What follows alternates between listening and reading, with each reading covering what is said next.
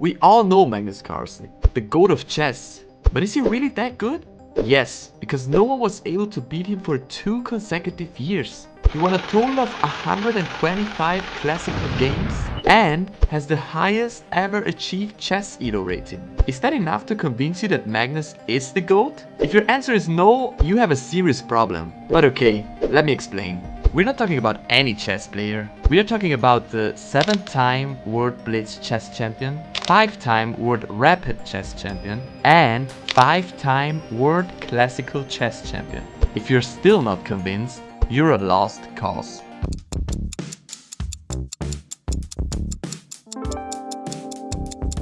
Let's talk about his upbringing. Very early on, many people realized that Magnus Carlsen would become one of the greatest chess players of all time. His father introduced him to chess, a game Magnus Carlsen would fall in love with, and being able to process and store an enormous amount of information surely benefited him. Chess was very much his life from the age of 8. The chess world noticed him at the age of 8, when Magnus was already beating older, more experienced chess players. At the age of 13, he not only became the second youngest Grandmaster of all time, then he started winning tournaments. Before long, he became a celebrity, one of the first Norwegians to excel in a sport that did not involve snow. People lined up in shopping malls to play him. When he won, Magnus said it was just a game, no big deal. He couldn't understand why people were making such a fuss. But was also able to keep up with chess legend Garry Kasparov, ending their game with a draw.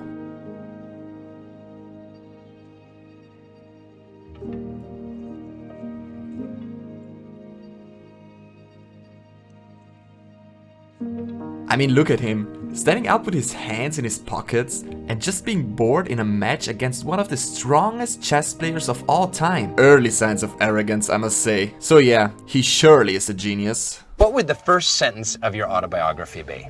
I'm not a genius. And what would the title of your autobiography be? Magnus Carlsen, chess genius. I don't know. Since 2013, Magnus is the undisputed #1 in the FIDE ranking and was therefore qualified for the candidates tournament. So what else do we expect from the 22-year-old Magnus Carlsen? Of course the tournament went well for him, even if he had to hope that Kramnik loses to Ivanchuk, leaving Magnus to win the tournament and challenge the reigning world champion.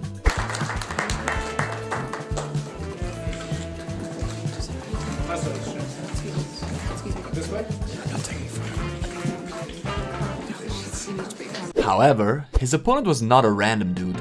It was Viswanathan Anand, who had already held the title for 6 years. The match for the World Classical Chess Championship took place in India. Even though it was Magnus' first time playing in a Classical World Championship,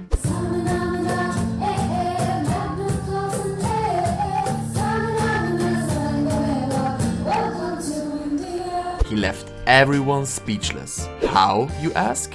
Let me first explain the basics. The match consisted of 12 games, and the press saw Anand as the favorite. Why? Obviously because Anand has been dominating the field for 6 years straight, and Magnus was kind of a newcomer because he never played in the World Classical Championships before. For Magnus, this was nothing to be worried about, and after ending the first 4 games in a draw, which by the way is very common for classical games, he won game 5 with white and to everyone's surprise game 6 with black. For those who don't get it, it took just 9 out of 12 games for 22-year-old Magnus to beat chess legend Anand and become the world champion. This is just insane, considering that he kept the title for the next 10 years. In 2014, Viswanathan Anand won the candidates tournament and tried to regain his title, but Magnus defended it and became the classical chess world champion again. We should congratulate his opponent.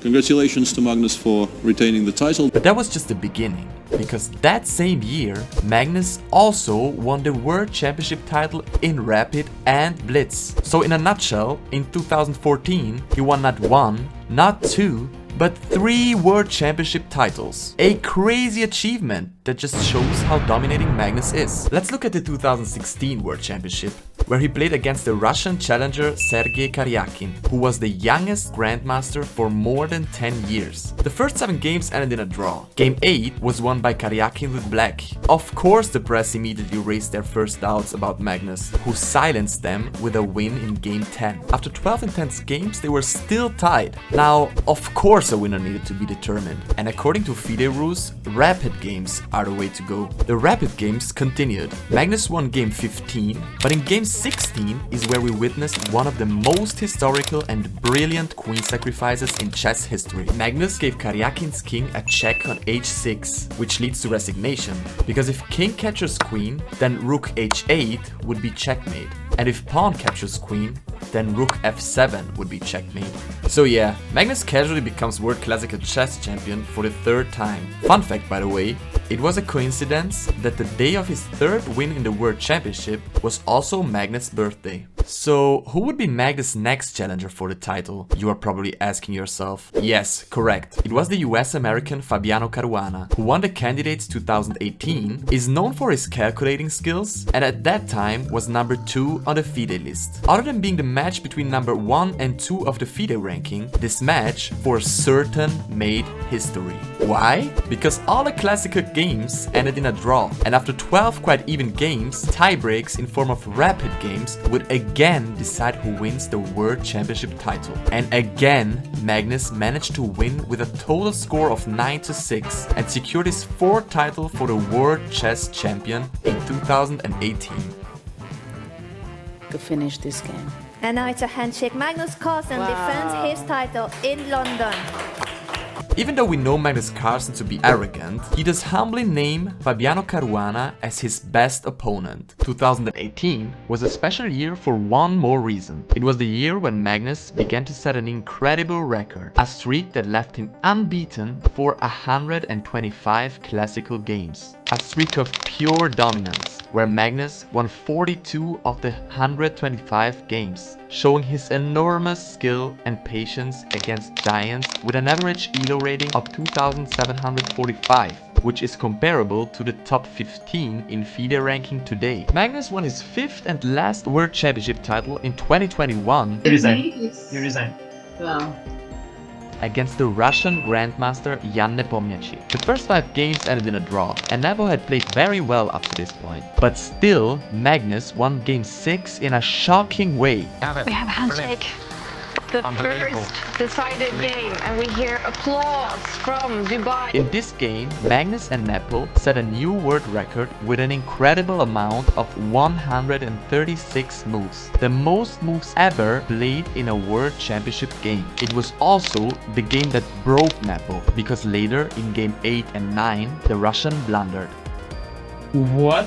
What? Knight c5. Oh my god, come on. He Come on. blundered. I mean, no, but sorry, but c5, c6, I mean, I'm sorry, but I saw that instantly. Is he nuts? No, but I mean, that is insane. Oh. Look at him. Look at Oh, but okay, this is just, I mean, this is outrageous. Just, I've never seen something like this. It's just insane. What's going on? Poor guy is completely out of shape. I don't know what happened to him. So Nepo lost Game 11, and Magnus earned his 5th World Classical Chess Championship title. And he finishes it. Magnus Carlsen, he wins Game 11. He defends his title, the Norwegian winning his 5th World Championship match. Many now see Magnus Carlsen as the best of all time. He's still young, self-confident, and plays phenomenal chess. So it was even more shocking when during the 2023 Candidates tournament, Magnus publicly announced that he would only defend his title if Alireza Firouzja won the tournament. We don't know exactly why he named him, but we can assume that Magnus saw a reflection of himself in him. Young, ambitious, and talented. Alireza is also known for playing exciting chess, which must have been an interesting factor for Magnus. Since Alireza did not win, Magnus announced his step back from the classical FIDE World Championship, leaving the chess world shocked. I am not motivated to play another match. A feeling of skepticism arose. Would the new world champion fulfill the same status of the previous one? Or would he be considered world champion but still not the best player? For example, Kasparov has a very strong opinion about this. Look, I can hardly call it a World Championship match. So for me, the World Championship match should include the strongest player on the planet. Magnus is still a very active player today. He is still winning title after title in many formats and is still seen as the strongest player. The fact that he is still number 1 on the FIDE list underlines all of this, and many see him not only as the best, but as the best of all time. Even Hikaru Nakamura said that his 5th World Championship title confirms that. And who's the GOAT? I think Magnus is the GOAT simply because he's playing the best chess by a bigger margin. He has the highest ELO of all time. At the end of the day, the GOAT status is a matter of taste. And when it comes to the top 3 of all times, many names are mentioned, but one name will always be there: Magnus Carlsen.